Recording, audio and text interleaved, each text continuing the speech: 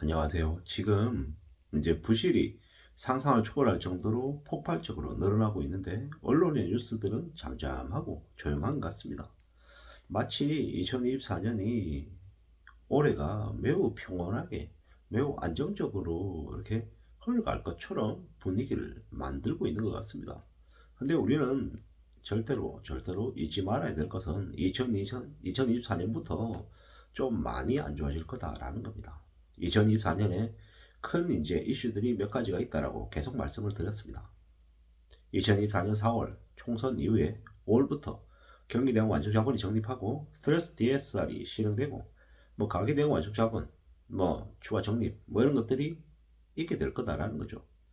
대출이 사실상 막힌다라고 보면 맞겠습니다. 원금의 일부 상한 요구도 이제 닥치게 되는 거고요. 뭐 지금 벌써 윤석열 정부 아래에서 뭐 태원건설 관련해서 워크아웃을 들어갔습니다. 사실상 국민의 혈세를 그들 재벌과 건설업계에 무제한으로 퍼붓겠다라고 하는 선포를 한 것과 다를 바 없는데요. 태원건설이 저렇게 하면요. 그 다음엔요. 신세계건설에는요. 롯데건설에는요. 또 얼마나 많은 돈을 쏟아부으려고 저런 짓을 벌였나라는 의구심이 들죠. 실제로는 그 이재명 야당 대표에게 쏟아본 화력의 10분의 1만 건설업계에 쏟아도 부채 관련한 부분들, 부실 덩어리들을 상당수를 정리할 수 있습니다. 하지만 그들은 그렇게 하지 않았습니다. 뭐겠습니까? 건설업계와 결탁된 그들의 그 부조리, 비열하고 추악한 그런 커넥션 사기가, 범죄가 뒤에 있지 않나라는 의심을 하게 된다라는 겁니다. 뭐 신협이라고 하는 곳만 해도 2023년 3분기의 연체율이 4.35%랍니다. 적자가 1,000억이 넘는다라고 하는데요. 연체율은 4.3%. 이 정도면 뭡니까? 그냥 부도입니다. 이게 이제 앞으로 우리에게 메시지로 뭘 전달하는 겁니까? 2024년 5월 6월 달에 상반기에 저축은행 새마을금고 사태가 터진다고 합니다. 2024년 하반기에는요. 10월에서 한 11월 사이에는 단위노역과 수협이 터진다고 합니다. 얼마나 엄청난 후폭풍이 벌어질까요? 집값 하락도 뭐 집값 하락으로만 끝나겠냐고요. 그게 그걸로 끝나는 게 아니라 무수히 많은 다른 경제 상황으로 전이가 되고 확산되고 터져나갈 거다라는 겁니다. 무서운 얘기입니다. 이제 부동산 PF 대출 연체율이 2022년 말에 0.09%였어요.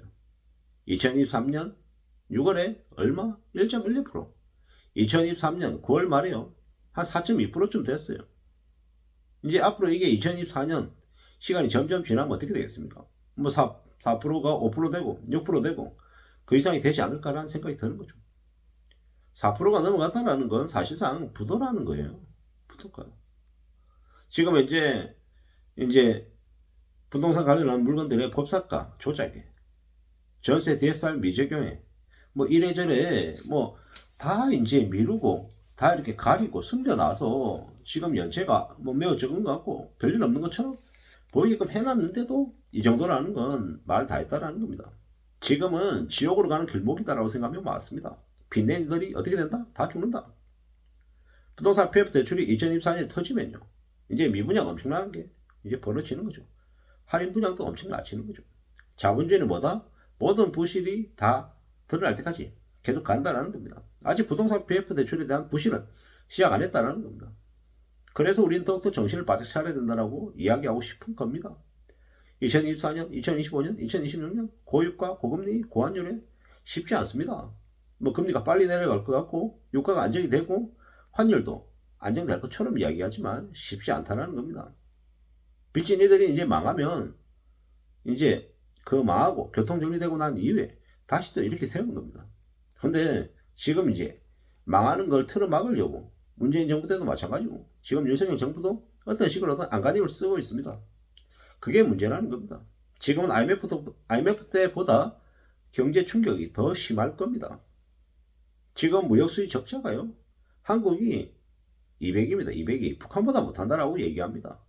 이렇게 IMF보다도 더 최악인 상황인데 지금 별일 아닌 것처럼 괜찮은 것처럼 떠들어대고 있는 가짜 전문가들이 너무도 많다라는 겁니다. 우리는 부동산은 서울 기준의 주택구입 부담지수가 80에서 100이 될 때까지 기다려야 됩니다. 견디고 버티고 기다려야 됩니다. 물론 참고 견디는 게 쉬운 일이 아닙니다. 정말 어렵습니다. 뭐 자산을 보유한다는 건 어떤 의미입니까? 내 자식을 갖는다라는 거하고 똑같은 겁니다. 그렇기 때문에 함부로 사고 파는 생각을 안 해야 되겠습니다. 남들하고 비교하는 것도 의미 없습니다. 쌀 때 사는 겁니다. 진짜 쌀 때 사서 평생 보유하면 됩니다. 그런 생각으로 살아가야 되겠습니다. 부동산 PF 대출이 2024년 터지면요, 이제 경제 지옥이 이제 시작되는 거죠. 경제적으로 안정이 되어 있고 저축하면서 사는 사람들 어떻게 살 수 있습니까? 아, 나에게도 햇살이 비치는구나, 이렇게 생각하면서 성실하게 착실하게 기다리면 되더라는 겁니다.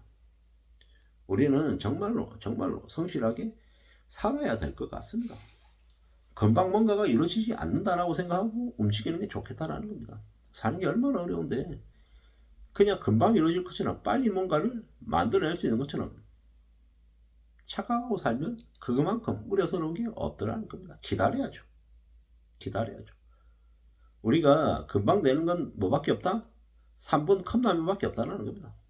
근데 우리 잘 생각해야 됩니다. 사는 게 기다리고 인내하고 버티는 그 모든 과정이 우리의 삶에 이렇게 응축되어 있다는 걸 말입니다.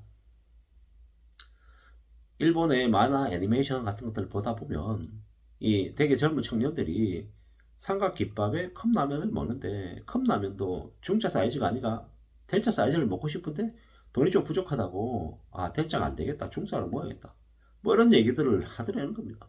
정말 친한 친구가 이제 다른 지역으로 이제 이사를 가야 돼서 이제 다시는 못 만난다 이럴 때 아주 큰 이제 뭐라고 해야 됩니까?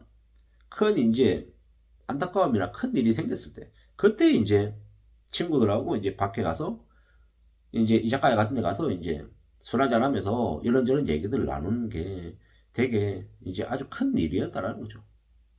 우리도 이제 앞으로 외식을 그냥 평상시에 그냥 언제든지 할 수 있는 게 아니라 아주 특별한 날 아니고는 못하는 이제 철저히 또 절약하며 사는 삶이 우리의 일상이 될 거다라고 저는 생각합니다. 왜? 일본이 1980년대 거품 이후에 1990년대 경제 충격으로 30년간 몰락하면서 되게 검소하고 건강절약하고 아끼며 사는 생활이 일상이 되었듯이 우리도 이제 그렇게 바뀌어간다고 생각합니다. 앞으로 부동산 PF 대출 그리고 뭐 여러 가지 사항들이 우리에게 쓰나미로 다가오면 우리는 엄청난 경제 지옥을 목격하게 될 것 같습니다. 우리 전화 여러분들은 더욱더 안전하게 살 국민, 착실하게 성실하게 우리의 삶을 잘 지킬 노력을 하며 지내야 될 것 같습니다. 이상입니다.